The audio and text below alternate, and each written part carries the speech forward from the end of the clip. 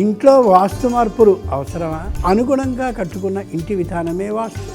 ఇంటి యజమాని నైరుతిలో నిద్రించాలి అని అనడానికి కారణం అదే. అది పల్లంగా ఉండాలి అని తెలియజేస్తోంది శాస్త్రం.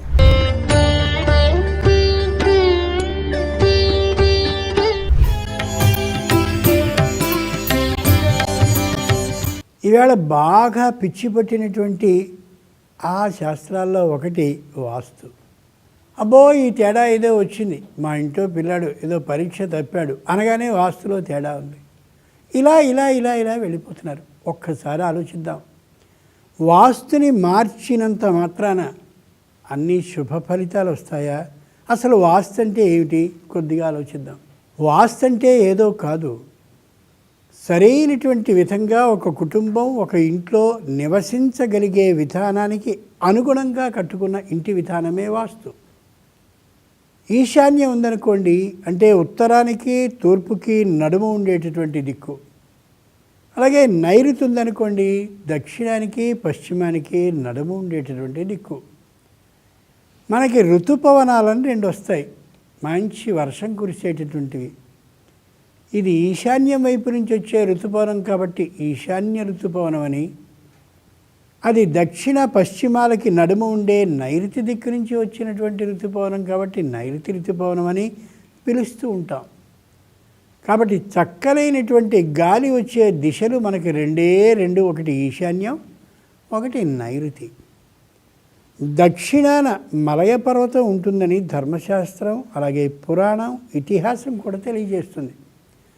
అంచేత దక్షిణపు వైపు నుంచి వచ్చేటటువంటి గాలి, పడమర నుంచి వచ్చేటటువంటి పంటలకి సంబంధించిన గాలి, సుడివేసుకుని తిరిగేటటువంటి దిక్కు ఈ దక్షిణ పశ్చిమాలకి నడుము ఉండే నివృత్తి దిక్కు.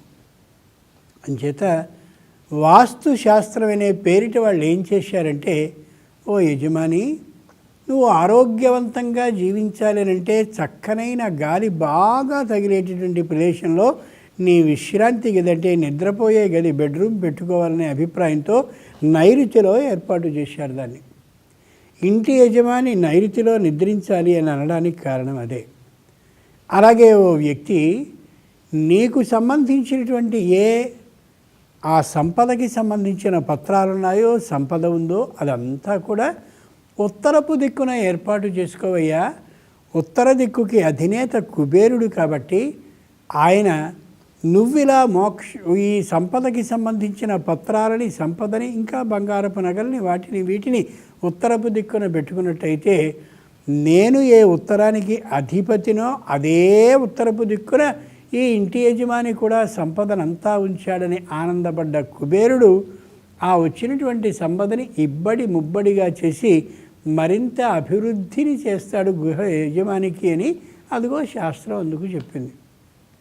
అలాగే ఏ ఈశాన్య దిక్కైతే ఉందో ఉత్తరానికి తూర్పుకి నడుమ అది పల్లంగా ఉండాలి అని తెలియజేస్తోంది శాస్త్రం. ఎందుకని?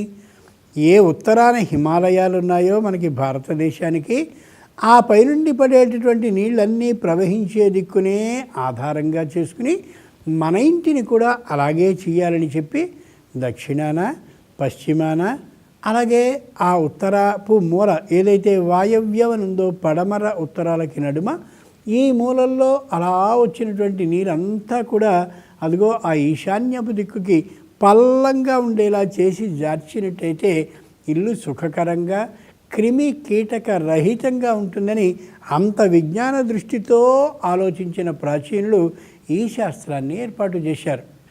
ఆగ్నేయం అంటే తూర్పుకి అలాగే దక్షిణానికి నడుము ఉండేటటువంటి దిక్కు ఆగ్నేయం, అగ్నికి సంబంధించింది కాబట్టి అక్కడ కానీ పొయ్యిని పెట్టినట్టయితే, వంటకు సంబంధించినటువంటి వంటశాలను ఏర్పాటు చేసినట్టయితే అగ్ని ఆనందపడి తూర్పు దక్షిణాలకి నడుము ఉండే అగ్ని ఆనందపడి అగ్నిదేవుడు నాకు సంబంధించిన అగ్నిని ఇదిగో ఈ కుటుంబంలో ఉన్నటువంటి వాళ్ళందరూ వినియోగించేది ఈ దిక్కులోనే కాబట్టి వీళ్ళకి సుఖశాంతుల్ని ఏర్పాటు చేద్దాము అని నిర్ణయించాడు.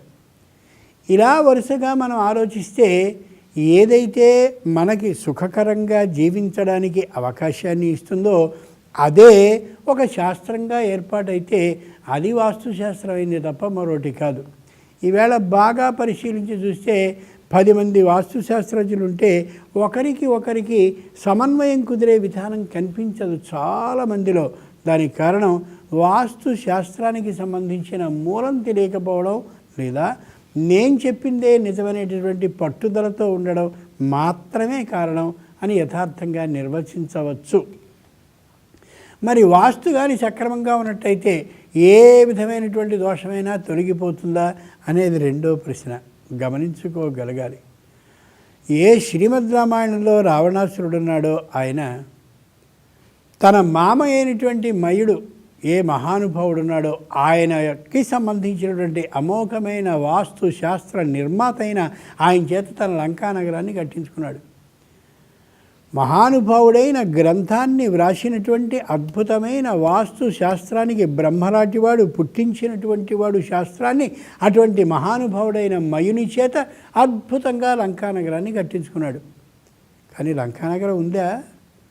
నాశనం అయిపోలా, ధ్వంసం అయిపోలా. ఒక్క వానర రూపంతో వెళ్ళినటువంటి ఆ ఆంజనేయుని ధాటికి లంక మొత్తం నాశనం అయిపోలా. మరి వాస్తుశాస్త్రం నిజమా అబద్ధమా అని ఆలోచిస్తే వాస్తుశాస్త్రం మాత్రమే పాటిస్తూ దైవ పూజని చేయకపోతే అది నిరర్థకం అవుతుంది. చాలా పెద్దలు చెప్పే మాట ఒకటే, శాస్త్రం అనేది లౌకికంగా నీకు ఆనందాన్ని కలిగించేది, అలౌకిక ఆనందాన్ని కలిగించేది మాత్రం పరమేశ్వరుడు మాత్రమే అని.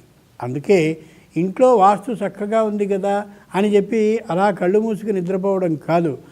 ఏ వాస్తు సక్రమంగా ఇంటిలో ఉందో ఆ వాస్తు విధానం ఎవరో వాళ్ళు వచ్చిన కారణంగా అపవిత్రమైపోకుండా ఉండేందుకు నిరంతరం జపాన్ని చేసి ఆ జపశక్తిని ఈ వాస్తు యంత్రంలోనికి ధారపోస్తూ ఉండాలి. బాగా గుర్తుంచుకోవాల్సిన మాట. మా ఇల్లు పూర్తిగా వాస్తు ప్రకారం కట్టేసామండి, మాకు ఏ ఇబ్బంది లేదు అని అంటూ ఉంటాడు ఒక్కోడు. కానీ ఇబ్బంది లోపల ఉంటుంది, పైకి చెప్పడానికి ఇష్టం లేక అలా అండం.